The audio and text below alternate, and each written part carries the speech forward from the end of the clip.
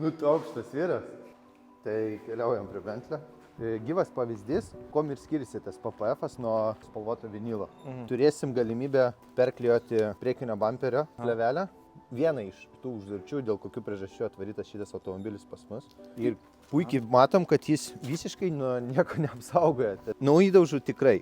Viskas yra perkalta. O įmanoma ant plėvelės uždėti PPF? Taip. Bet ar iš tikrųjų tau to reikia? Bet jo, nes jeigu ant plėvelės dėli PPF, jeigu nenori plėvelės spalvos, dėli plėvelę ir tada vėl dėli PPF. Taip. Šiaip PPF kas kiek laiko reikės, ar nereikia? PPF turi garantiją 5 metus. Normaliai. Mačiau automobilius, kurie atvažinėjo sėkmingai 7 metus ir visiškai nieko nereikia jam daryti. Teisingai prižiūrėdamas savo automobilį, tu ir turėsi ilgesnį išliekamąją vertę.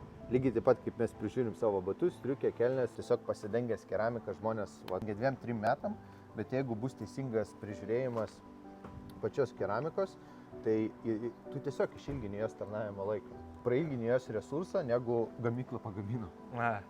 Bet tu apžaidži sistemą. Taip.